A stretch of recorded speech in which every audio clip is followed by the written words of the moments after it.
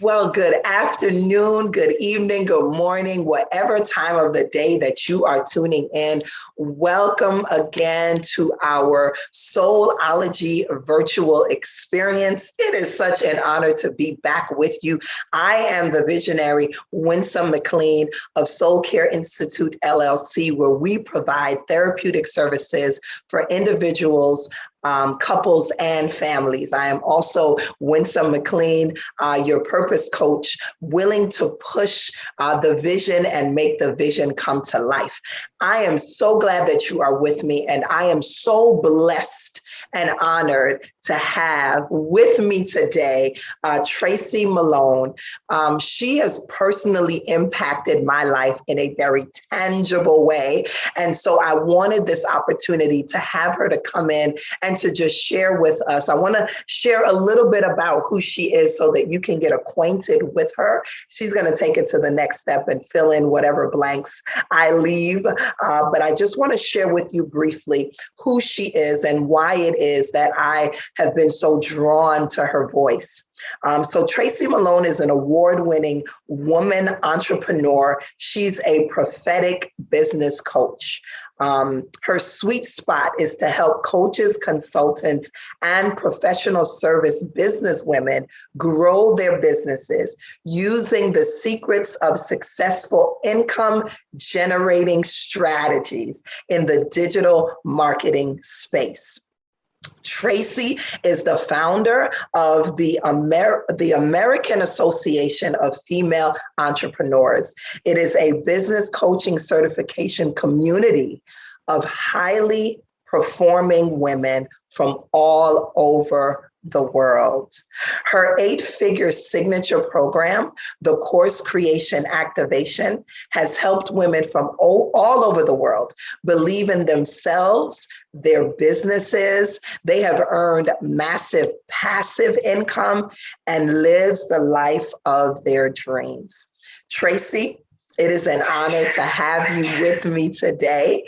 I just want to say, even before you start and fill in some blanks for us, that you have literally taken aspects of my business, my own personal business, and really reconstructed them and caused me now to be on this trajectory of positioning myself to leave an even more tangible imprint in the marketplace. Yes. I am wearing my activated shirt because you activate female CEOs from all over the world. And so I wanted to pay homage today and declare that I am activated. And it is because of the impact that you have had. So Tracy, what have I missed in the introduction? Fill in the blanks. Let the people know who you are. Well, we give God praise. I'm so beyond proud of you, and I'm so blessed and excited to be here. Gosh, you know what? If I were to look at my life, maybe 7 years ago, I wouldn't think that I would be in this space right now. I did what many of us are told to do: go to school, get a good job. And basically, you're going to be working at that job for the rest of your life, and just live life in that way. Mm-hmm. And I did that. I went to a very good school. I always wanted to teach. I always wanted to coach. And I originally got into Virginia Tech, and Mom said, "Well, you can't go to school to be a teacher. Teachers don't make any money. So go be an accountant like your dad." Okay. And I said, "All right. Well, here I go." And I became an accountant like my dad. And so I'm so thankful for having, I can crank out a tax return like nobody's business in my sleep. But I would always be sitting at my desk, and I'd always be working on something else. Yeah. And, I've been let go from a ton of different jobs. I've been fired. Oh, no. Oh, yes, I have. But it was always because I was pursuing something greater. And I was Yes. pursuing, what God had placed in my heart and in my life to really be able to make an impact, and just pull women out of a place of tradition, which, that's me to a T. Yeah, definitely, definitely. And so the way I want to frame our conversation today, right? What I know about you is that you unapologetically love Jesus. And you make no qualms about the impact that Jesus has in your life. And that was one of the things that really drew me to you. It's that women of God can stand in the marketplace, be unapologetic lovers of Jesus Christ, and still be concerned with their money. And so, as a 7-figure earner, female entrepreneur, again, you make no qualms about your love for Jesus. Can you talk to us about the mindset shift that had to happen for you in order for you to break through that glass ceiling? I think that many people experience, because we learn in church that, you can go this far, but, don't try to do any more, be satisfied, be content, be humble, all of those things that we hear. And so you just kind of broke kind of all of those statements and shattered them, and are just a living example of what a change of mind can actually produce. So can you kind of talk with us, lead us through bits and pieces of that process? Okay. And as you're asking this question, I am getting a little emotional because, the Holy Spirit has been speaking to me about this one particular topic, this one thing. And it is the fact that beyond just being authentically who you are, if you don't be that, it's like you're almost putting yourself into prison. So true freedom is allowing the Holy Spirit to show up however he's going to show up, and not putting him in a box and letting him just flow through you. And, we sometimes put ourselves in our own prison by just trying to box ourselves in, and we have to be able to step outside of the box. When the Holy Spirit comes, do you think I'm going to try to contain the Holy Spirit? I can't. And so it wasn't really a mindset shift, because I didn't know really what to expect, because I'd be in the middle of a training and then he'd just give me a prophetic word and I'd just release it. Or I would, there was an event that I had. It was the first time that I'd done this event at my church, and I had pastors, ministers, men and women of God. I had them.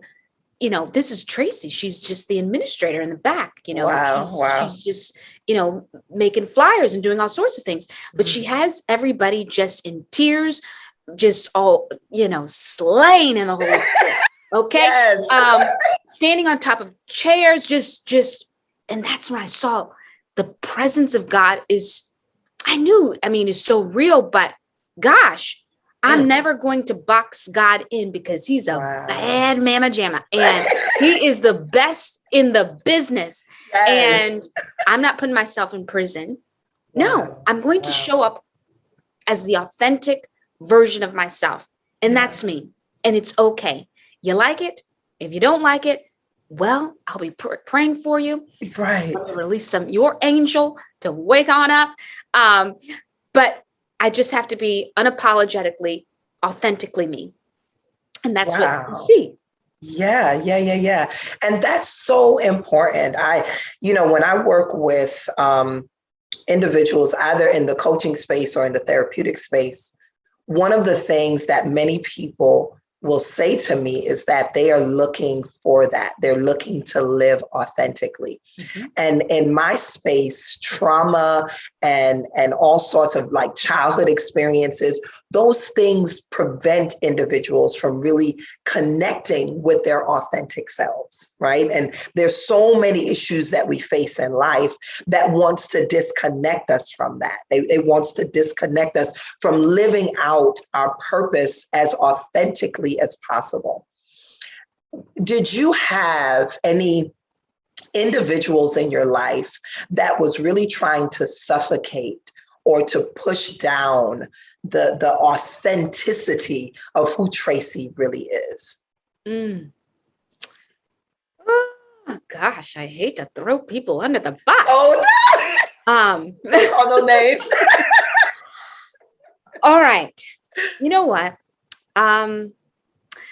They're, they will always hold a special place in my heart, but there were people that were very, very, very close. People who were mentors, people who fed me the word, people who prayed over me, people who prayed with me. Come on. And, you just have to recognize the different seasons that you're in your life. And so we give God praise for bringing people into your life, but you always have to recognize the season that you're in. And when you're called into a different season, then you are called into a different season. So when I realized that what I was doing in terms of being an administrator, doing accounting, just kind of just living life. I wasn't living life urgently. I was just living life.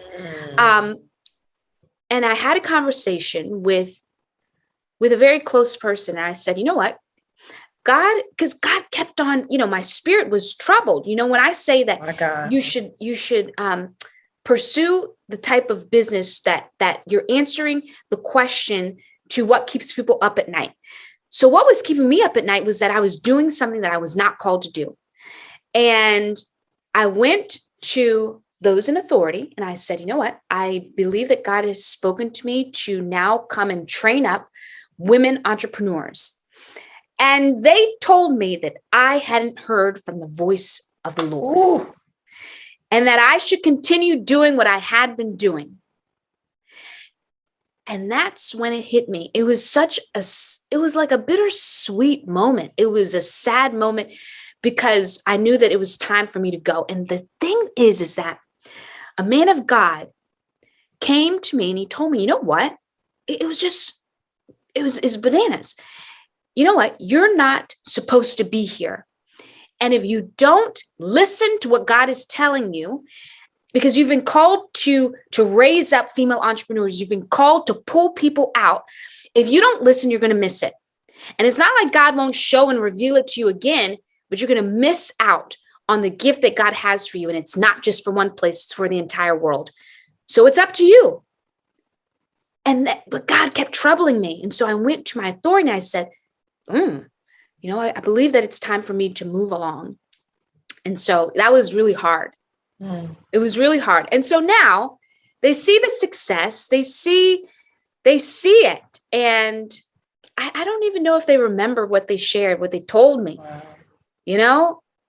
but I'm just so blessed and happy that, gosh, God is moving in the lives of those who he has called me to touch. And I'm just thankful.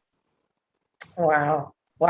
A couple of months ago, I was going home to Atlanta, going to see my family in Atlanta. So I live in Florida. And right before my flight, I had the opportunity of going to Africa, Central Africa. Oh, and wow. How did I have that opportunity? I had that opportunity because Tracy heard mental health and she thought of Winsome. And I had the opportunity for the first time, even though I wasn't physically in Central Africa, I had the opportunity to partner with Layla and her church and was able to speak life into the women there. And that was because of the connection that I have with you, that door was open. And so when you say yes to God, Now I feel like I'm about to cry. When you mm, say yes to God and mm, yes to the disruption that mm, happens in our mm, spirit, mm, we don't mm. even realize the people that we're going to take with Oh my us goodness. when we say yes. And so I get home to Atlanta and I say to my Mom, I'm coming from Africa. And she was Mm. like, what are you talking about? And I was like, right before my flight, I sat in front of my Zoom in Mm. front of 100+ women in Jesus. Central Africa. And that Mm, was because of a connection. But mm, that was because Tracy said yes. And mm, because you said yes, then mm, I could say yes. And mm, so when I say, mm. and I want people to understand that this soulology experience for me is very, very, I got to zoom in and I have to be very, very careful of who I allow in this space, because I want people to know that I am connected to individuals that are not just talking the talk, but they are Mm, walking the walk. mm. And we have to be connected to individuals that are not living in the hypothetical, but have That's right. stepped into the doing. They have Mm, become the hands and feet of God. And so mm, I just want you to know that because of your yes, I was able to say yes. And mm. so talk to the individuals who will be viewing this. How do individuals connect with you? What are you doing in this season to help individuals move from one place to the next? Mm. Well, the first thing that I'm doing is, I mean, I've got a ton of different programs, but, Mhm. um, you know, maybe about 3 or 4 years ago, God showed me that this whole activation thing, I mean, it was a release from God. It Mhm. was a prophetic direction from God. He told me that I was going to host a program, something. I just needed to activate 77 women. Mm. Now, I didn't do it, but Wow. I held on to the activation.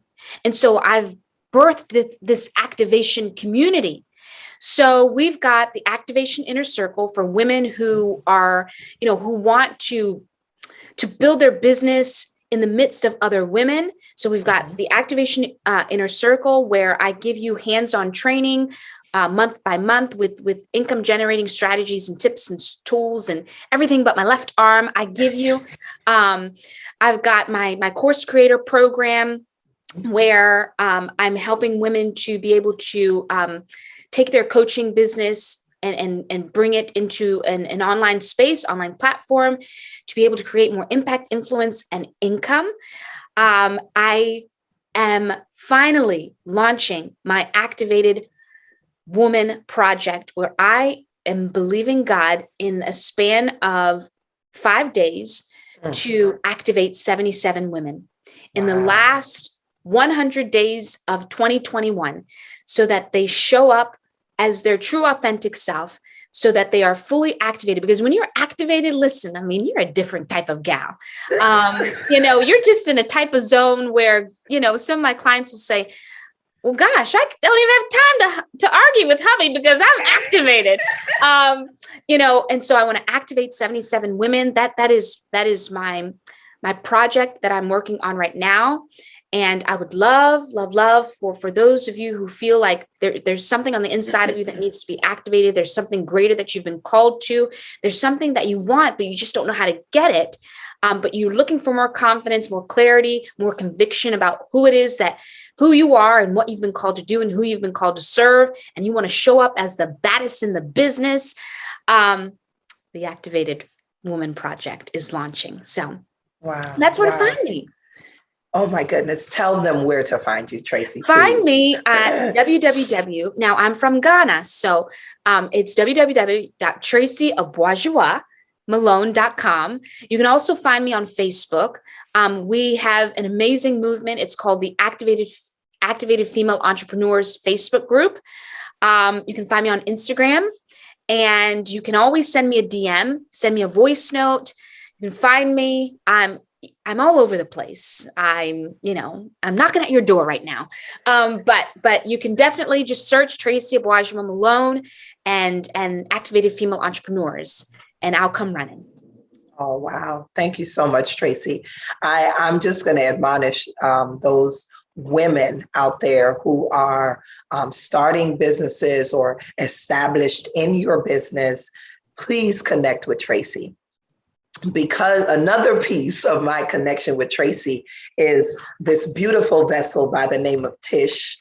She is all the way in Zimbabwe, and she is my activated assistant. And it was because of Tracy's connection that I was able to connect with her. And she, again, has just turned my businesses upside down. And I am just, listen, I cannot say enough about how you have impacted women all over the world, not just in Ghana, not just in Africa, in the United States of America, in Europe, all over the world. Your living is not in vain. And I just want to declare over your life that the next aspect of this season is going to literally blow your mind. Amen. I believe that that is the word of the Lord, that eyes have not seen and ears have not heard. Neither has it entered into the hearts of men, the things that God has prepared for you. But his word says, but I have revealed it to my children. And so a revelation is coming of this next season of your life. And I want you to know, Tracy, that you have been a blessing to me. And so I thank God for your obedience. I thank God for the 77 women who will enter into this project, and their lives will never be the same because of it. Thank you so very much for blessing our Soulology experience this year, 2021. I believe that women are going to hear and they're going to be activated because you said yes to God. Is there any last words that you want to leave with the audience today? Gosh, I just want to say, live life urgently. You have the power, you have the grace, you have everything already to bounce out of any situation. And because you are already graced, because you're already anointed, because you're already activated, because you already have everything that you've been praying for, you already have it. And so by living life urgently, you got to make sure that you're not just living the length of your life, but that you're living the width of your life. And you're showing up unapologetically and believing God for more, because he's already given it to you. It's time for you to take it. God bless you so much, Winsome, and your entire team. Thank you.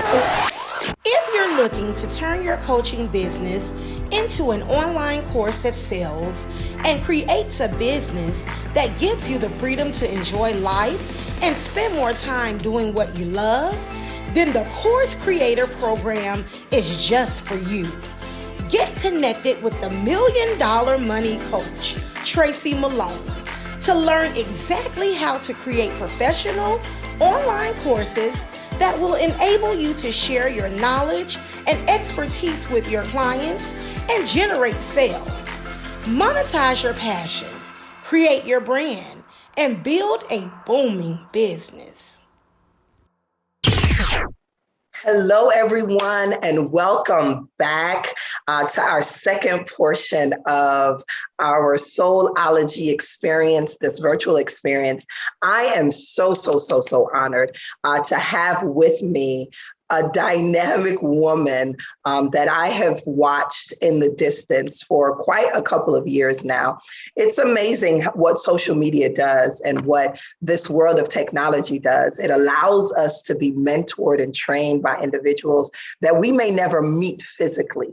And for me, Tyear McCrary has been that for me. One of the mentors that I have observed, just her voice, her grace, her essence, and what it is that she brings to the marketplace. And so today I want to introduce you all to Madam CEO, Tyear McCrary. And so she is the CEO of Madam CEO. And when you look at her commitments online, it says it's a small business profitability and advisory firm that is dedicated to assisting budding and established entrepreneurs and ministry leaders in transitioning from a place of vision to manifestation.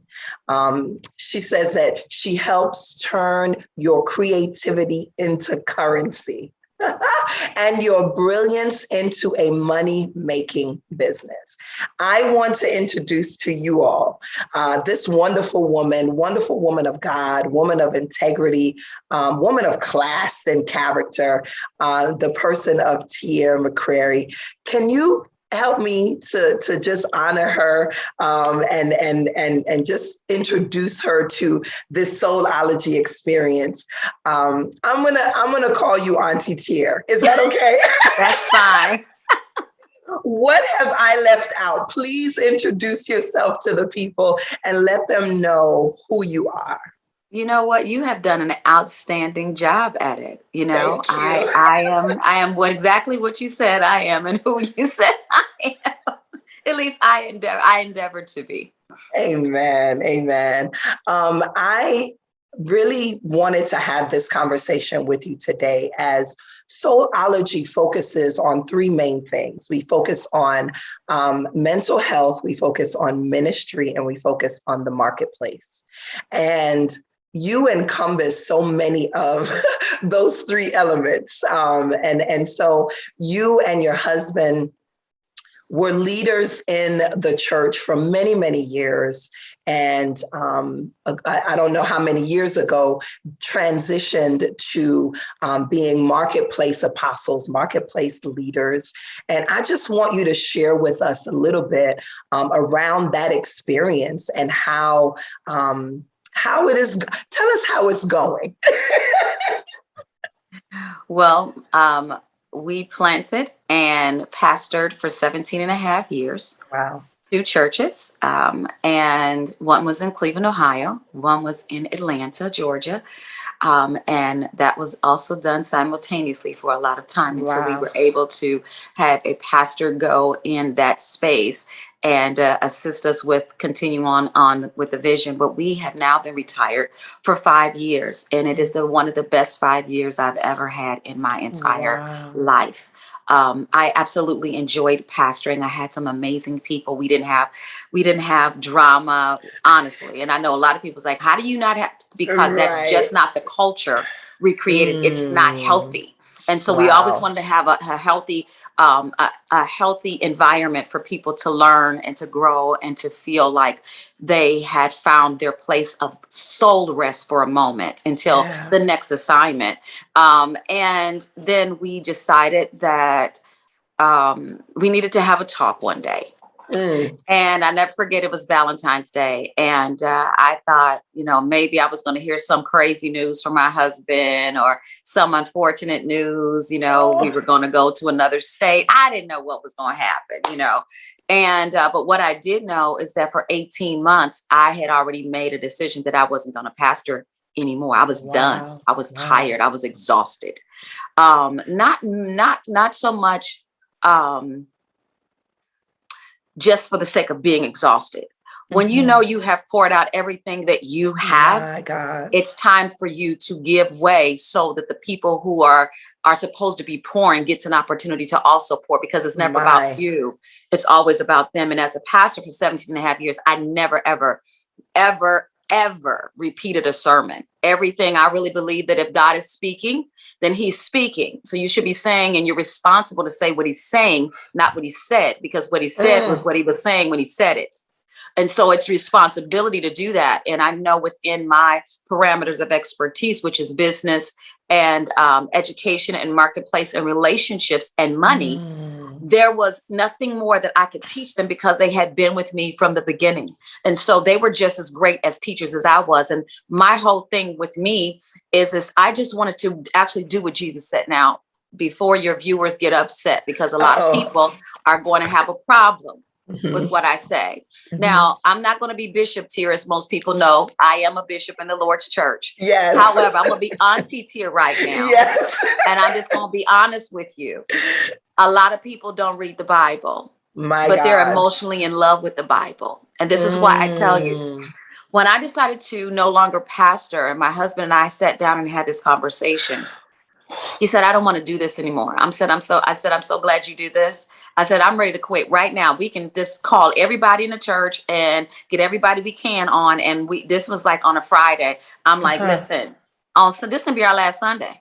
And he was like, no, you got it. Wait a minute. Wait. He said, why did you tell me? I said, because I didn't know how to tell you. Because when we were young in ministry and just gotten married, my husband and I had this stupid, childish pact. And the pact was, if we ever stop doing ministry, there's no need for us to be married. Wow. Because this is what we were created to do together. Wow. And as we had gotten older and going into our 24th year of marriage at that point, we realized how young and stupid we were when we said it. And he said, I just can't do it. I said, I can't do it either. That's why you see me get up, and I will get up and I would help with praise and worship. I will get up and I will prophesy to the people. And then I would sit down because I'm not doing anything else. I don't even want to be associated with this world for two reasons. Because I knew that I had outgrown my grace. Okay. The grace that I had for pastoring, I had outgrown it. Jesus. I was ending up holding the people back. And then I was holding me back because I felt like this is, as a pastor, specifically in the African-American Latina family, we have a tendency of staying places because that's what we've been told that's what we're supposed to do. Well, my paler skin brothers and sisters, they taught me something different. And that's who trained me in ministry, along with my mentor, Bishop Ivy Hilliard. And so for me, I understood that is a choice to stay for the rest of your life. But I also understood that I thought I was going to do that for the rest of my life. But I got a whiff of the Bible one day. My God. And Tell us. I said, God, what do I do with this? He said, just look at the example. People say they want to follow Christ, but as a pastor, and again, everybody, and we can scream doctrine all day. I'm just going to keep it straight, real elementary. The Bible says that it records that Jesus had his boys with him for 3 years. He trained them. They were entrepreneurs. They were self-starters. They were brilliant men. They did not need to be managed. My Lord. His job was to pour into them and show them how God saw them, and in human flesh be the example on the earth of what they had not been since the fall of Adam. So he came to restore all things, right? Well, if it only took him 3 years, the Bible also says that we are God's little G's, not the big G, the little G. I am made in his image and likeness. Yes. That's what we are. Then that's my no longer have an excuse that I don't have an example. And so if I'm going to follow the example, he did it for 3 years. It is not my responsibility, based on the example alone of Christ, that I keep anyone in the congregation longer than 3 years. That means that I have been defective in my training. And so I'm supposed to train you, anoint you, and push you out to do the assignment. When I keep you in there longer than that, now I'm saying that I am having an inordinate affection with you because I'm looking at you like you belong to me. You're my member. Ooh. And on top of that, I am in great disobedience because I am keeping you hostage and your growth potential hostage. I've got to answer to God for that. I also have to understand that in that 3 years time that he was with them, he had a secondary assignment. See, some people get fired from ministry. I got promoted in ministry to marketplace because I'm now able to reach more people than I have reached in 17 and a half years. I've reached more people internationally and have built relationships internationally with kings and queens, literal kings and queens, heads of states, people who run Fortune 500 companies, people that are in Hollywood, people that are all over the world where I've got an opportunity to minister. That opportunity would not have been afforded to me had I not made room and operated in obedience. When I released the people out, it was one of the most amazing days. All the people came back from our church. Those who could fly back from Cleveland, they came to Atlanta. All of my leadership staff, with the exception of maybe 3 families, they actually moved to Atlanta when we shut down the Cleveland church, and they became a part of the Faith Church of Atlanta. And we were able to push the people out, lay hands on them, remind them of their assignment. We took that month after Valentine's Day and showed them exactly what their specific assignment was, just in case they weren't clear. Wow. And we never disconnected. If I wanted to start the church back up right now, they would be right there. Wow. Yeah. Wow. But I'm not going to. Not ever. I was listening to one of your teachings the other day, and you were talking about the disciples.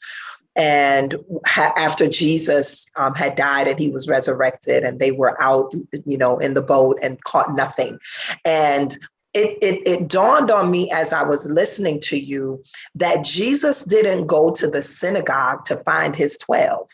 No. He actually went to the marketplace. That's to exactly find his 12. Absolutely. And so there shouldn't be this tension between the church and the marketplace, right? Is it that one helps to catapult us into another? And maybe even vice versa, right? Because there are people that you are exposed to in the marketplace that would never go to a church, that Absolutely. would never enter into the church, the church space, but we're able to minister to them. And it's just so tangible that Jesus didn't go to the synagogue looking for his 12.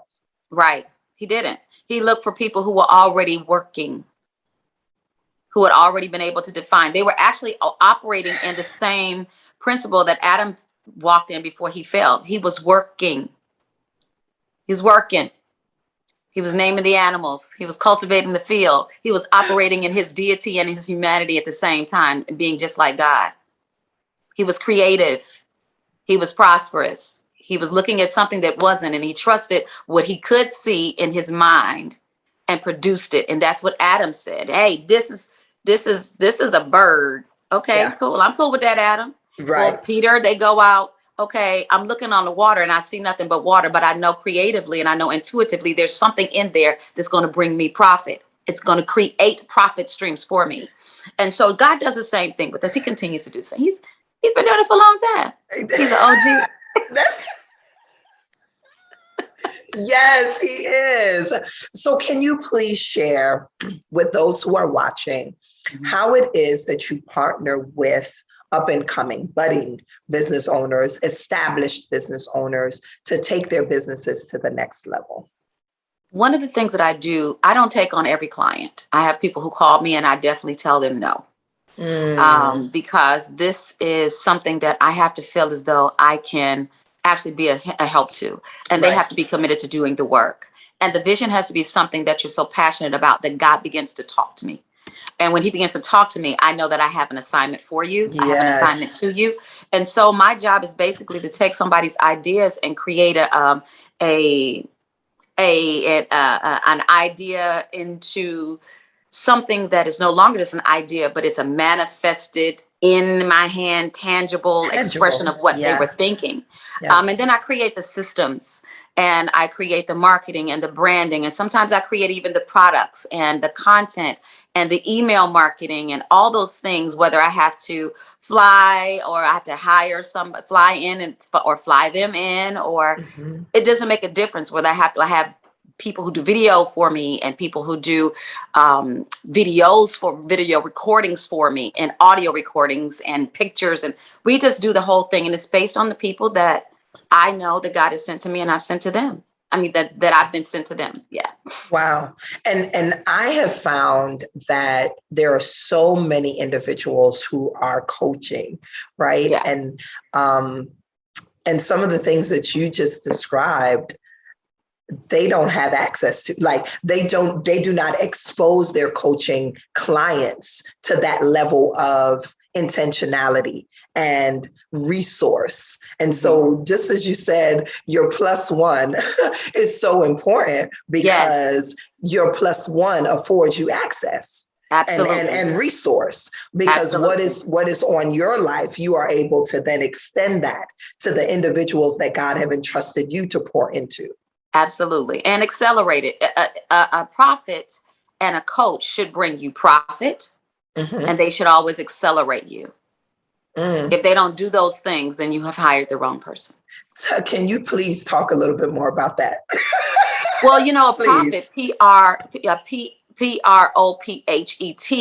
is a word, as a person who can see, sense, smell, and speak into the future. Word of knowledge, word of wisdom, all those things However, a coach actually is able to do something similar. They're able to see your ability before you can see it and help you cultivate it. Yes. Well, the bottom line is, if those people are not bringing you to the next space in your greatness and not just taking your money, you have wasted your time. As a prophet of the Lord, my job is to bring you profit. My receipts for over 30 years says that's what happens. And I don't say that because of Tyear. I say that because I'm obeying what God told Tyear to do. Yeah. That's how that happens. Wow. And talk to us a little bit around that acceleration, that going beyond where we are into that which God has intended for us. Do you mean the coaching clients, or you mean your audience in general? Yeah, just the coaching clients that you work with. Well, for me, that's all I know. I've never known that wisdom and information that you did not know that gives you the solutions and a strategy to a plan that's just an idea to not be accelerated when you get it. It's just like, imagine sitting down with an Oprah Winfrey or a Bill Gates. If you're sitting down with them, you can sit there and be enamored and fan out if you want to. But something happens the moment that they open up the currency doors, which is called their mouth and their wisdom, their expertise. If you're paying attention and you value that moment, at that very moment, you can implement what they say. That's called strategy. And you can figure it out and scale it to the space where you are and to where you want to be over time. Then there's no reason that you cannot learn. Wisdom, the Bible says, is the principal thing. But in all that getting, get an understanding. So we can get wisdom. That is the application of the information. But we need to get the information. We need to get the understanding and the know-how. And that's what things that I think that we're lacking and why we're delayed and we're not accelerated. But we've entered into a prophetic season, being this is the decade of pay, which is an open mouth. And this is now this is now the year of release, as we have gone beyond this season. I won't date this video. But we have gone to a specific season where God has placed us in a space of grace. And because of that, it's very, very important that we recognize that with that time comes covenant. And God has made a covenant that he's going to release some things in the earth. And so with that release, that also comes acceleration, because we're delayed, and he's making up for time when people were disobedient and wouldn't do what they said they would do for him. So now he has to replace them, anoint them with the grace of acceleration, and whatever comes out of their mouth, he is hastened to do it immediately or soon after. Wow. That's so amazing that you zoomed in on that word covenant. I was studying Jehovah Sabbath that shows up in 1 Samuel. And David looked at Goliath and said, he is an uncircumcised Philistine. And that term uncircumcised, meaning that he's outside of covenant. God is not obligated to perform anything on his behalf. Right. But David says, but I know him to be the warrior God, the God who intervenes on the behalf. But it's all because of covenant. It's all because of the relationship that he has with Jehovah, that he could put a demand on that characteristic or that nature of who God is. And so you just exemplify that person who is in position. I believe that we occupy two spaces. We're seated together in heavenly places with God, but then we're still here on earth. But we have this unique ability to have access to that which the normal man, woman cannot see. They cannot discern. Right? And most don't want. Come on, talk about it, please. Share. What do you mean? What do you mean? Because we lie to ourselves. We say we want to be like Christ, but you don't want to raise the dead. You want to cast out devils. You don't want to open up blinded eyes. You don't want to go. You want to be in church where it's safe. You don't want to go to the nightclubs because you think somebody's going to talk about you and they're going to judge you. I go to the nightclubs all the time, and I tell you one thing. They know me. They know that I will walk up to you and be like, come here, let me talk to you for a minute. Right. Do you believe in God? Some of them say yes, some of them say no. My God. Well, this is what I see on you. And I've had people say, well, are you a fortune teller? Are you a reader? I said, you're going to call me an intuitive. Right. In my world, it's called a prophetic. And God wanted me to come and talk to you. My God. And I become non-judging. What happens is that we have a tendency to say we want to be like Christ, but we don't want to move like him. We say we want the blessing all those blessings and miracles and manifestations only come when people are absolutely walking in all of what. Listen, Jesus didn't need to raise the dead if he was okay with just seeing people that were dead laying around. Wow. If he was okay with just seeing groves of people go hungry for hours. He could have just been normal. We're amazed and we're enamored with being normal, but we scream we want to be extraordinary. That's a lie. Because the capabilities is already in our supernatural DNA. But we don't want to do that because we're worried about what people are going to think.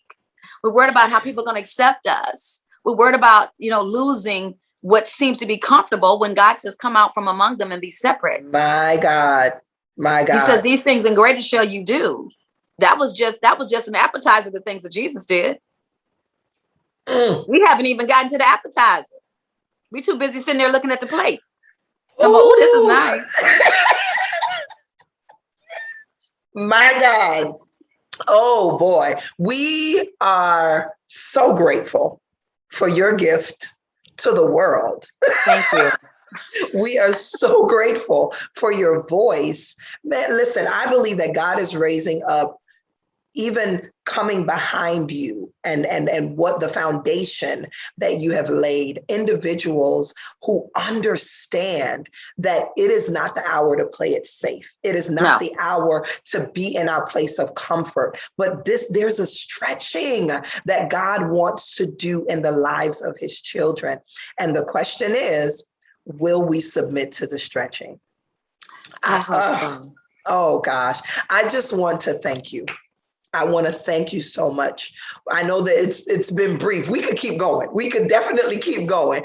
But I want to thank you so very much for sharing from your honest place. The grace, you said the grace had expired. And if we could just come to that place where we can say, honestly, the grace over my life for this aspect of my life is over. What is the Lord saying now? We would have individuals who are truly living out what it is that God designed for their lives. And so I thank you for going that extra mile and taking that step to say, okay, yes, it's time for us to move. Please tell the people how they can connect with you, get in touch with you. You have some amazing things coming up in this upcoming year, but just share on how they can connect with you. Well, the easiest way to connect with me is by going to madamceoinc.com. So that's MADAM, no E on the end, madamceoinc.com.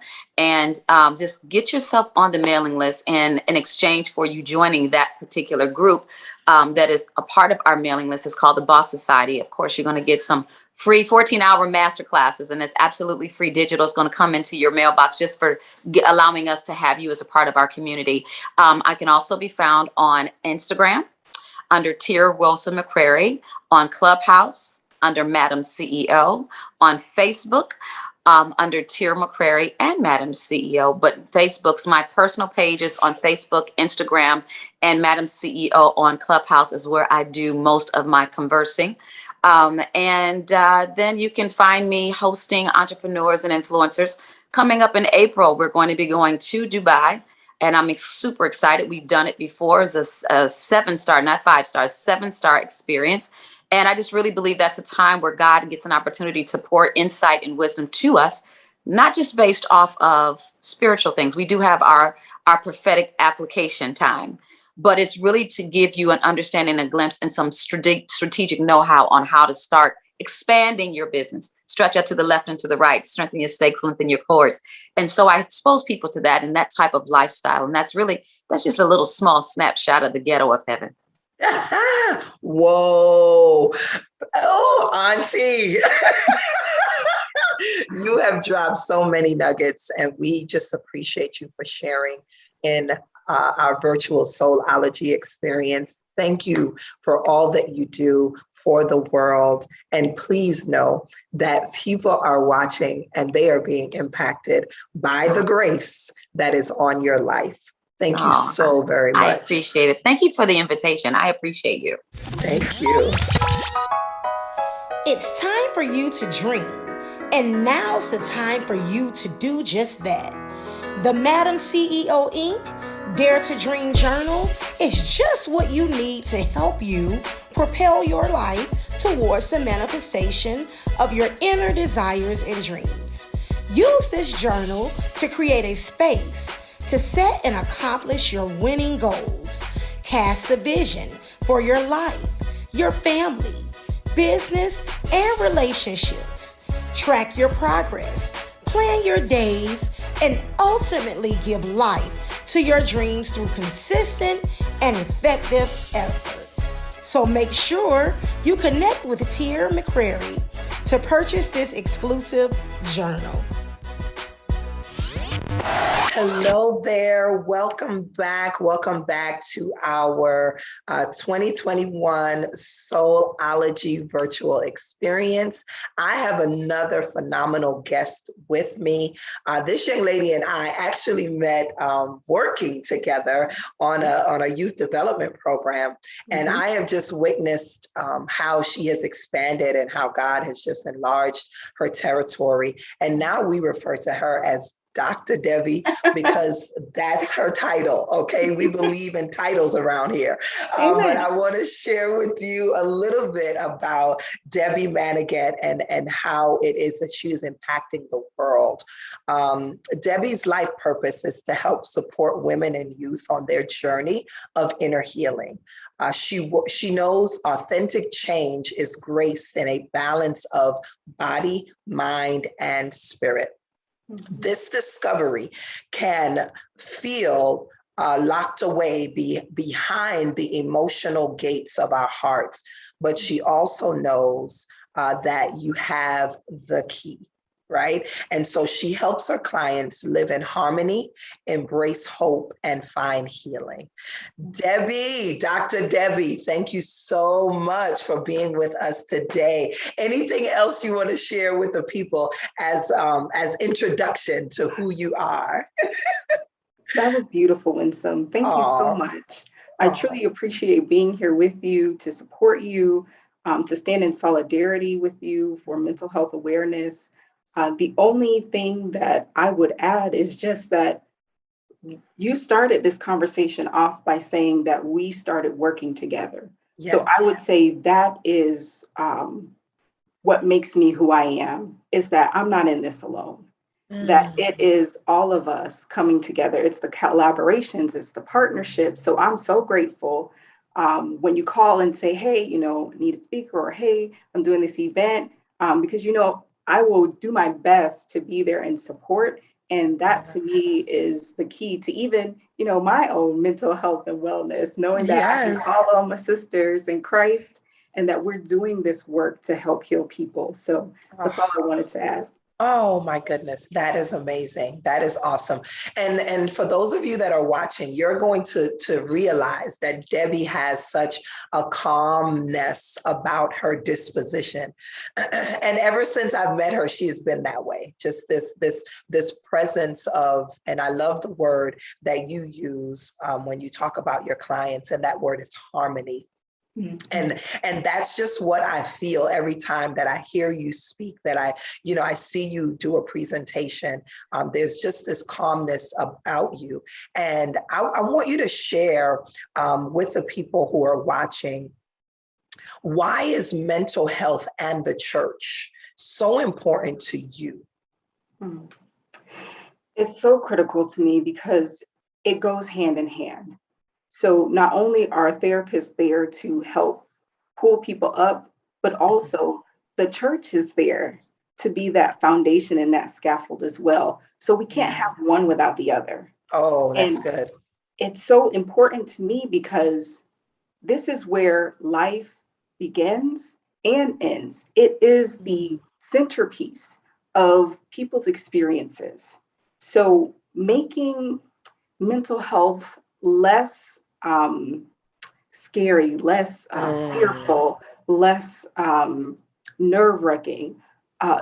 That is the goal, especially in the church, when so many are hurting, so many are seeking solutions, so many people are seeking help. We want to make sure that we recognize you can have Jesus and therapy. You can have your faith and therapy, that they work so well together. And if we could get that message across, I just feel like we truly would be saving lives.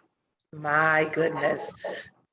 That is so true. Like, I think for me, when I think of mental health and the church, there is such a stigma, and we hear it over and over and over again, but there's such this stigma connected to my faith, the tangibleness of my faith, and the health of my mental, right? And so we have been taught for many people that if my faith is strong enough, then my mental health will be strong enough.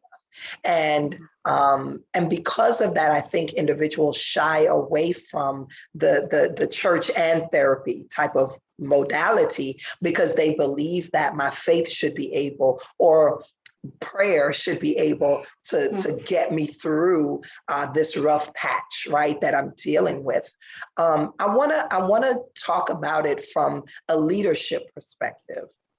Because of the work that you do with mental health in the church, I am certain that you interface often with church leaders.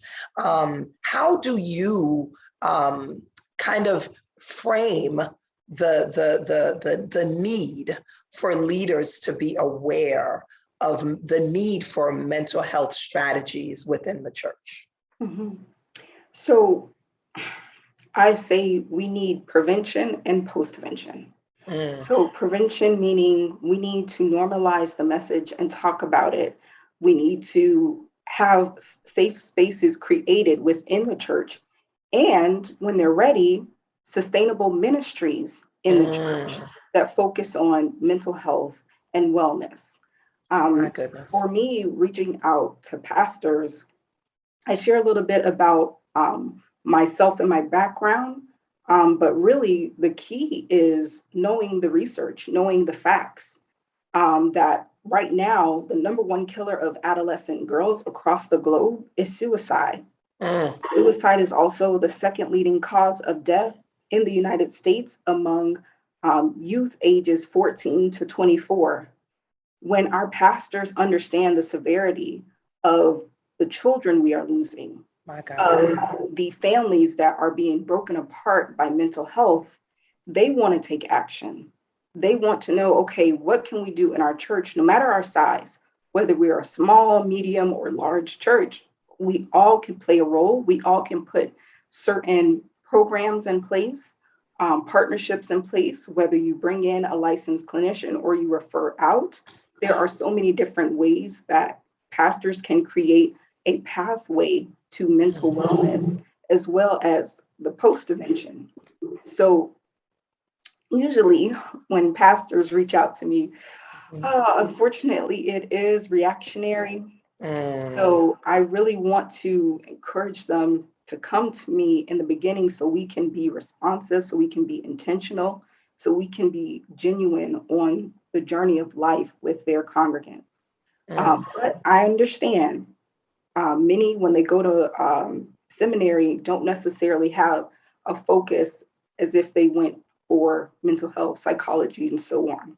So for me, I also look at postvention, which means after a crisis has occurred, after someone has chosen death by suicide, what are the policies now that you can put in place?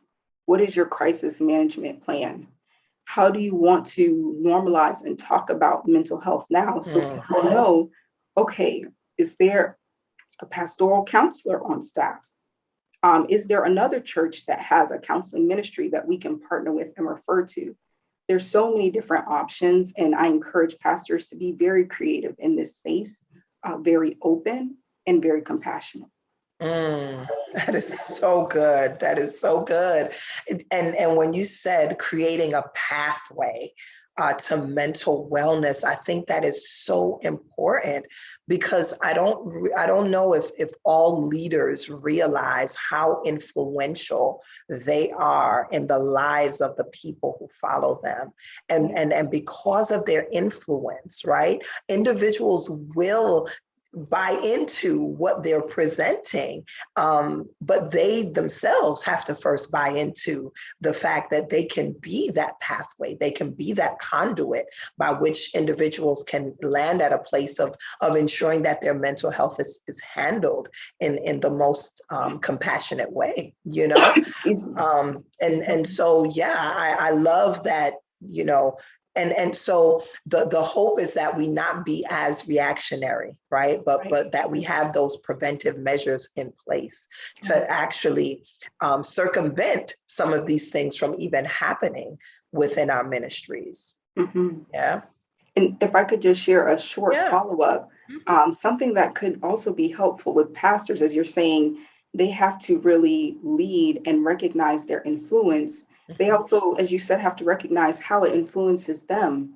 Research shares the Monday after Sunday is the highest time of pastoral mental health crisis and concerns, because they are fully depleted. They are sometimes burnt out, and they need support in that moment. So if they could picture, what is it like going that whole week doing pastoral care, doing ministry, doing outreach, and then Sunday, leaving it all out on the pulpit and feeling like Monday, you don't even want to wake up, that no one is now calling you and saying, how are you doing? Everyone's going on about their workday, but you're sitting there depleted. Dr. Debbie, you preaching. Girl. You just said a whole mouthful, and you are absolutely right. And when we occupy, and we occupy the duality of these spaces, right? So we're mental health providers, we're in ministry, we're in some capacity, and you're so right. It's like ministers many times get so overlooked, and no one's really checking on them, right? Because the expectation is for us to check on everyone else, exactly. Right? That's the expectation. And so when there is no one, where are we pulling from? Where do we pull from when we have left it all out, like you said, on the pulpit, and we have nothing else to give? Who is checking on the leaders? And that is so important, I think. And I think it's important for patrons and congregants to be aware of this as well, that their leaders also need support. Again, we hear this message, right? That pastors, they shepherd and they lead and they cover, and they don't need anything from the people. And that is the furthest thing from truth. But as you say that, though, it causes me to think of what are the systems, right? Even in Palm Beach County, you're doing so much for clinicians and for those that have been pouring out. I know when the pandemic hit, I think our caseloads probably doubled and tripled in size. And I don't know if people understand how much pull that takes from us when we're sitting in front of trauma all day long, And so it's like, I'm wondering, what would you say to maybe those group of pastors that are saying, all right, we need to make our own mental health a priority. It's not just about the people who we lead, but what about us? How do we prioritize that as well? Do you feel as if mental health should be a part of the ongoing procedures or processes that a ministry undertakes? So I definitely think that everything has its place when it comes to ministry, and everything in its time, especially when it concerns mental health, people's feelings and emotions. And you really want to treat this in a way that aligns with your church mission and vision, but is also authentic to the goal that you are hoping for or setting. And for me, when thinking about how do pastors do this in an authentic way, we go to the word. God says the church is the bridegroom. So how do you want to treat your bride? How do you want them to see you treating the congregants' wellness and well-being? When you're holding on to that as a part of your vision, you're able to say, okay, this doesn't represent my love for these people. This doesn't represent the best way for us to spend our time and resources. This doesn't represent the opportunities that we could have if we take the time to determine what is our policy, what is our procedures around this.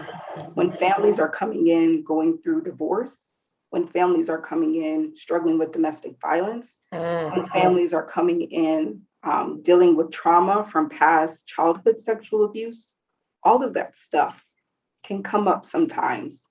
And it doesn't need to be a shock to volunteers.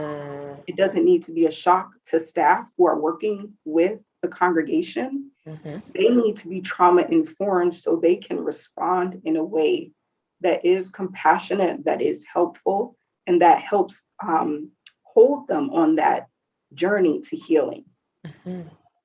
Wow. So I'm hearing you say that our churches need trauma-informed care for the way in which we deal with the people and that we lead. And it's so important, I think, Dr. Debbie, because when we think about leadership and leading people from a place of brokenness, how impactful that is to the person that we are leading. And how that really interferes sometimes even with their own spiritual growth and development. Because of our own, we are infirmed, or we have an infirmity in our own mental health, and it's very difficult to curtail that and to prevent that from seeping over into the lives of other people. Right. And so it's so important that leaders are leading from a place of wholeness. And to that, I say amen. Oh, gosh. And so you're not only a marriage and family therapist. Woo, woo, woo. I'm all LMFT all day. We're biased. Sorry. Yes, we are. Yes, we are. But you are also a coach. You are also a coach. And so I just want really quick, with the time that we have left, if we can just touch on the importance of the mental wellness of individuals that are in the entrepreneurial space. Because you wear so many hats, as you know, we understand why we're here, right? Yes. And so because we understand why we're here, we kind of step into some different places. But speak to that entrepreneur who may be dealing with depression, who may be dealing with isolation because they're doing business all by themselves. What are some things that you would say to that individual? So I love this interview today. Thank you for all of these wonderful questions. I hope that when people tune in, they're able to glean all of the jewels to determine, what are their next steps of action? Yeah. How do they want to shine? And for my entrepreneurs out there, I want to encourage them, just as they build their brand, as they build their communication package, I want them to think through, what does that look like for self-care? How are you building that brand of the lifestyle that you want to live? How are you communicating to yourself the importance of pausing, the importance of taking time, the importance of resetting and refueling? We can get so busy when it comes to work and deadlines and reaching out to other partners that we don't prioritize ourselves. So I encourage them to use that Outlook calendar, not just to set another meeting, but also to set some time for self. And to know that it is not selfish, that you're actually giving yourself time so you can show up better, so you can show up free, so you can show up in harmony. Yes. Thank you. That was awesome. And you're so right. we can lose ourselves, and we can lose the need for us to prioritize ourselves, because we are out here trying to help everyone else, right? And so it's like we cannot pour from an empty cup. And so after we have given, and others are shining, right, because of our influence, then we have to be okay with taking some time and saying, okay, now is my moment of respite, and not feel guilty about taking that time for the care of self. Dr. Debbie, thank you so much. Thank you so much for this conversation. You are doing something phenomenal.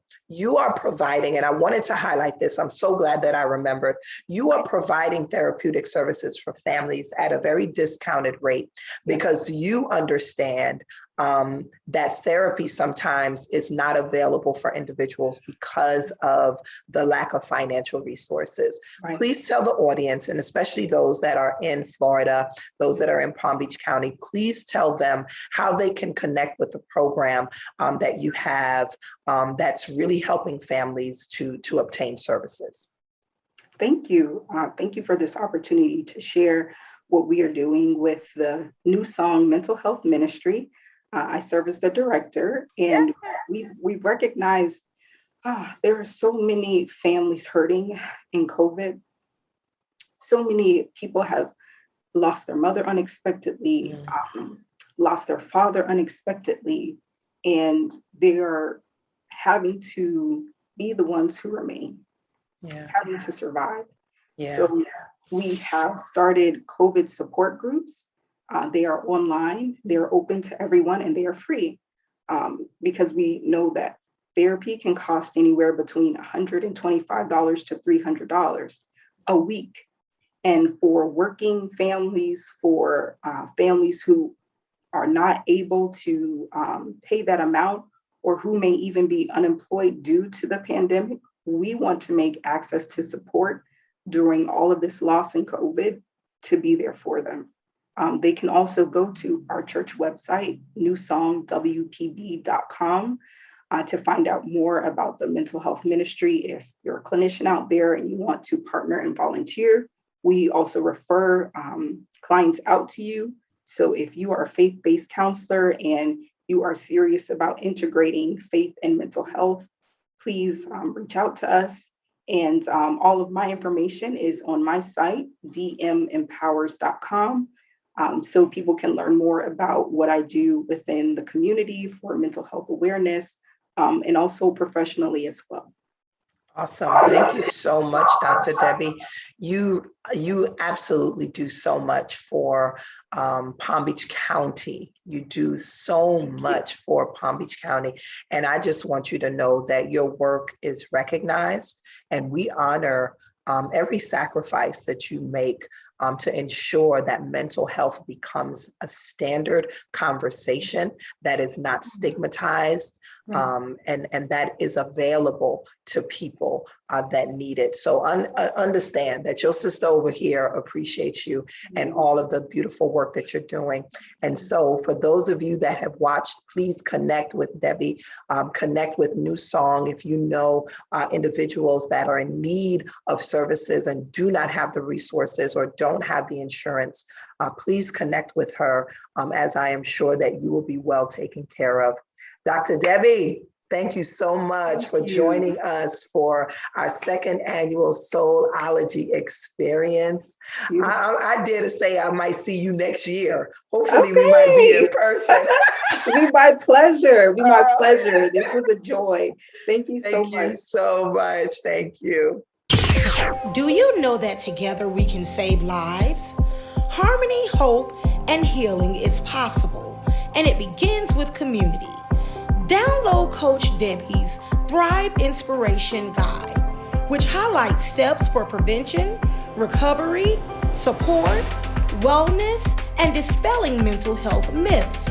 Together, clergy and therapists can support the whole person to thrive in body, mind, and soul by connecting faith and mental health communities. Let's save lives together, one at a time. If you're looking for a collection of entities in the mental health, ministry, or marketplace arenas, then Soul Care Institute has products to fit your needs. Whether it's a Soul Care 60-day reflection journal, to a book on a praying wife in waiting, to a grief coloring book and journal filled with teaching and inspiring prompts on your loved one's life experiences, to lastly a book on the boss babes that pray. Know that Winsome McLean has the healing tools you need for a total healing experience.